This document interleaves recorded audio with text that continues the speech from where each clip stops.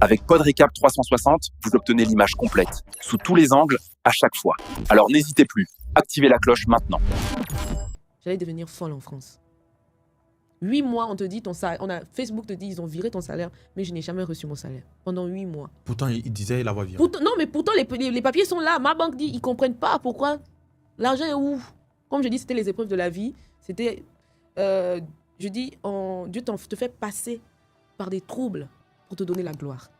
Et moi, je dis, c'était le travail de Dieu. À ce moment-là, tu t'en veux, tu te dis, bon, tu as la famille en Afrique, tu es seul ici, et surtout que j'ai vécu cette maladie sans en parler à personne. Ma mère ne savait pas. Mon père ne savait pas. Aucun membre de ma famille ne connaissait ce que je traversais. J'ai vécu, et les soins, et ceci, et cela, je l'ai vécu seul. Donc, tu ajoutes déjà la maladie, tu ajoutes les problèmes financiers, tu ajoutes la perte de ton double, comme moi j'appelais Jojo à ce moment. Et c'est fort, hein. Ça, c'est dépression, elle est simple. Et à un moment, j'étais très, très fatiguée, très épuisée. Je voyais que sombre. C'est ça le dépressif. Il rit et il pleure. Aujourd'hui, il veut se battre. Demain, il veut se tuer. Et à un moment, j'ai dit, bon, je suis fatiguée. J'ai économisé. Ça peut tenir. Parce que vraiment, j'ai économisé un maximum. J'ai dit, ça peut tenir. Ça peut aider ma mère. Pour mon enfant. S'ils arrivent à gérer, ça peut l'aider. Je vais aller me reposer, je suis fatiguée. Tu sais, quand tout le temps on te dit tu es mauvaise, c'est toi qui es la cause de ceci, tu te renfermes sur toi-même. Quand tu t'aimes pas, c'est quelque chose. Moi, je ne m'aimais pas à cette époque. Je ne m'aimais pas, je ne m'appréciais pas.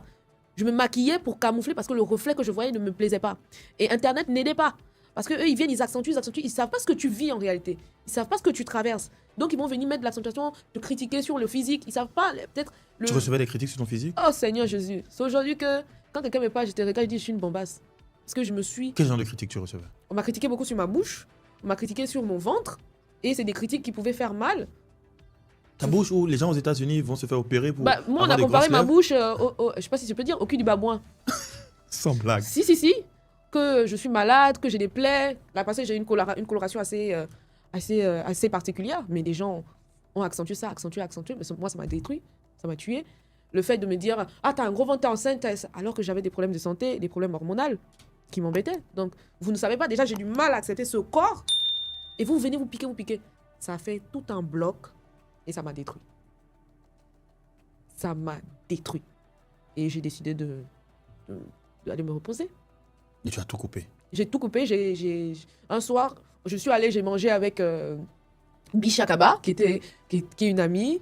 Et j'étais avec Frida, Myrna. Je riais, je dansais. Mais eux, ils ne savaient pas ce que j'étais en train de préparer. Je suis rentrée à la maison. J'avais déjà 1 mois en avance. J'avais fait souscrit à des assurances pour pouvoir permettre à ma mère de venir récupérer mon corps. Parce que ça aussi, c'était énuméré que je vais être enterrée chez moi. Mais j'avais tout préparé pour mon départ. Et je me rappelle, ce jour-là, j'ai même écrit un message à Jojo où je lui disais « Je t'aime, je suis fière de toi, etc. Continue. N'abandonne pas tes rêves, etc. » Mais je partais. J'étais en train de partir. Et donc, on a fini de manger. J'ai pris mon Uber. Je suis rentrée. J'ai fait une dernière lettre à ma maman. Ne pas me détester, mais... je suis pas heureuse. Je suis pas bien. De pas m'en vouloir. Je demandais pardon à ma fille. Si je suis pas moi-même heureuse, comment voulez-vous que je rende les autres heureux? Et je voyais des psychologues, mais ils n'ont pas réussi forcément à me ramener. Donc j'ai écrit. Et j'ai demandé pardon à Dieu toute la soirée. Et à 20h, j'ai pris tous les comprimés que j'avais chez moi. J'ai dit, je vais me reposer, je suis fatiguée. Et c'est là que la spiritualité est rentrée dans ma vie. C'est le premier phénomène paranormal que j'ai vécu. J'ai entendu, comme si j'étais au 2e étage, mais j'ai senti comme si mon immeuble a bougé, a tremblé. Tu vois, un tremblement de terre. Et la voix qui est sortie. Croyons en Dieu, c'est magnifique d'avoir Dieu dans sa vie. La voix a dit, c'est pas pour ça, c'est pas ça ta mission, c'est pas censé se passer comme ça. Il était 20h. Tu sais à quelle heure je me suis réveillée? 15h. Le lendemain. Le lendemain. Je me suis réveillée à 15h. Je me réveillais, je dis, c'est quel sommeil, c'est quel somnifère. Et quand je me suis réveillée, c'est comme si il a endormi L'effet des médicaments? Non, j'ai même pas pris les comprimés, justement. T'as pas pris les comprimés? Non, c'est quand je fais la prière pour demander pardon à Dieu que malgré l'acte que je pose, reçois-moi. Même en partant, j'ai besoin de toi. Fortifie-moi. C'est pendant cette prière-là qui m'endort, justement. Quand je me réveille, les comprimés sont là. C'est comme si l'esprit de la pensée du suicide, on l'a effacé. J'ai tout rangé, j'ai jeté les comprimés, tout rangé, nettoyé ma maison. Et j'ai dit, je me retire des réseaux sociaux. Wow. Je me suis retirée, je crois, un mois. On m'a pas vu. On m'a pas entendu. Les gens même allaient écrire au Jojo, elle est où pour dire, ah, qu'est-ce que... J'étais enfermée chez moi. Si on me voit sortir, c'est que je suis allée faire mes courses et j'aurais bien me renfermer. Je me suis renfermée dans la prière. J'ai prié, prié. Je partais même plus à l'hôpital. C'est là où j'ai rencontré réellement Dieu. À ce moment-là. Je me suis renfermée, j'ai prié, prié, prié. Et je me suis rendu compte en priant que j'avais trop le cœur lourd. Trop de haine, trop de rancune. Et j'ai dit à Dieu, fais-moi la grâce du pardon. Je ne peux pas avancer si je ne pardonne pas. Je ne peux pas aller quelque part si je ne pardonne pas. Fais-moi découvrir les joies du pardon. Je ne te demande pas de me rendre riche. Je ne te demande pas de me donner la gloire. Donne-moi simplement le pardon. C'est tout. Mon cœur avait besoin d'être dans le pardon. Et j'ai fait ça. C'était de novembre à décembre.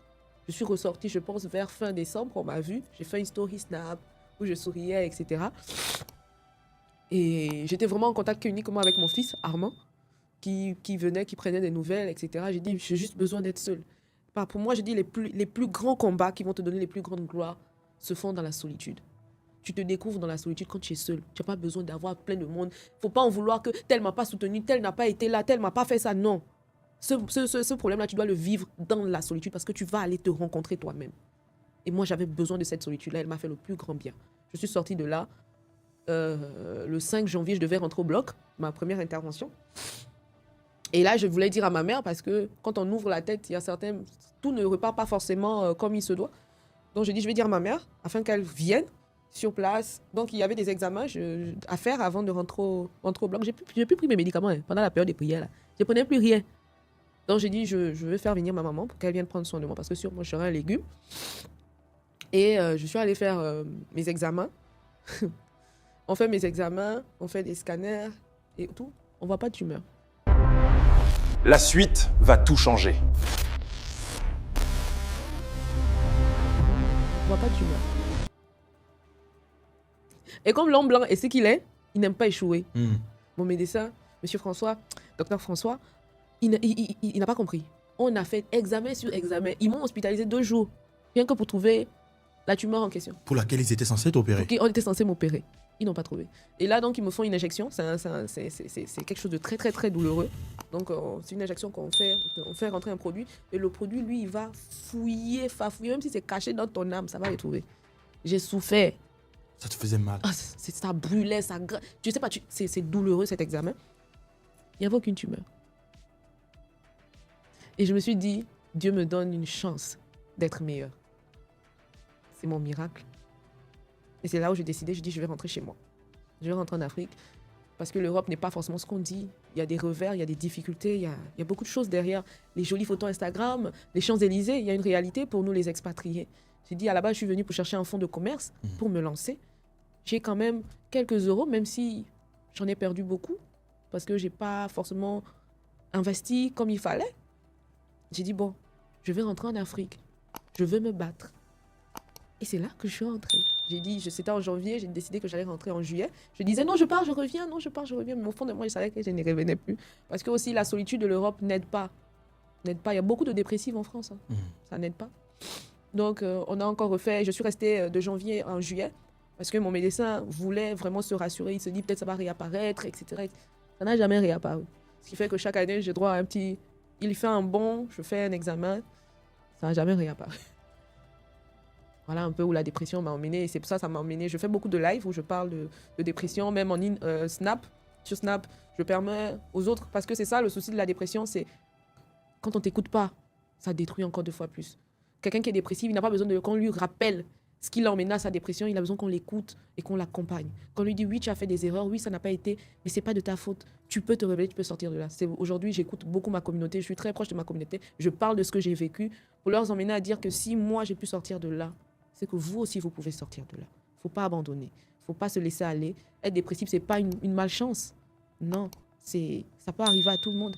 Aux riches, aux pauvres, ça peut arriver à tout le monde. Mais dis-toi que tu peux t'en sortir. Et c'est pour ça que j'en parle publiquement. Je n'ai pas honte aujourd'hui. Voilà. Waouh.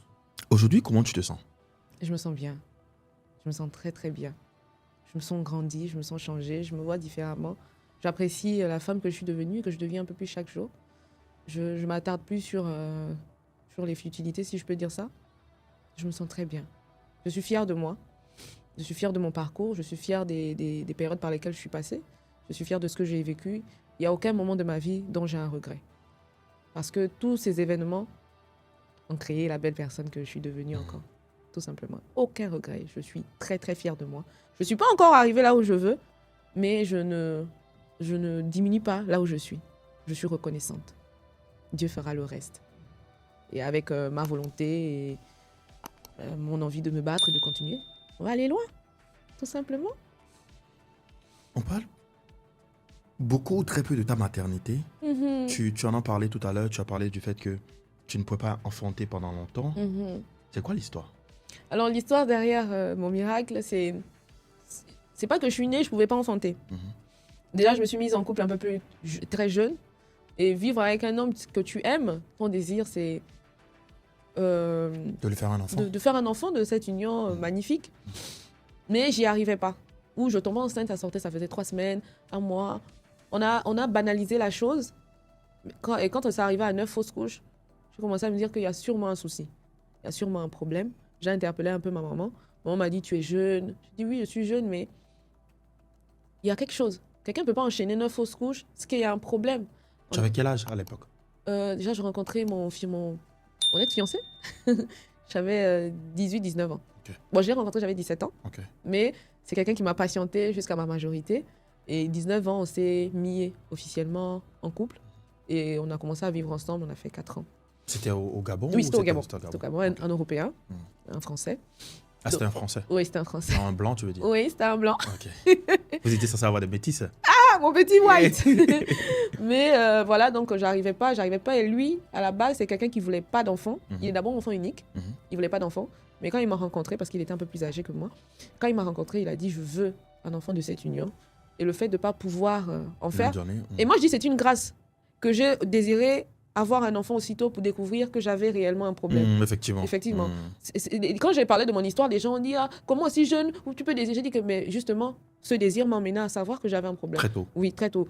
Plus on l'a découvert tôt, plus on a pu chercher des solutions un peu plutôt que d'attendre 35 ans, 40 ans et de découvrir que réellement tu as un problème. Si ton combat pour la maternité dure encore 20 ans, tu te retrouves à 50, 60 ans. Donc voilà. Donc j'ai commencé à chercher. Mais comme on est africain, on a regardé aussi si c'est pas spirituel, etc. Il y avait beaucoup de soucis. Après, ma maman a dit, déjà, tu attrapes, c'est pas mauvais. C'est déjà une bonne chose. Donc, peut-être cela, c'est pas le moment. Il faut laisser Dieu faire son temps. Ça viendra. Donc, lui et moi, on se sépare. Quelle raison? Non, c'était pas pour l'enfant. Okay. C'était pour d'autres raisons. Quand on se sépare, je reste d'abord seule et je rencontre quelqu'un d'autre. Et là, je fais une grossesse extra-utérine qui a été très mal prise en charge. Qui a été très mal, je sais pas. Extra-utérine, ça veut dire quoi? C'est-à-dire qu'il y a la grossesse, mais elle évolue hors de l'utérus. Hors de l'utérus? Oui, elle va se mettre vraiment à un autre endroit et c'est très, très risqué, très, très dangereux.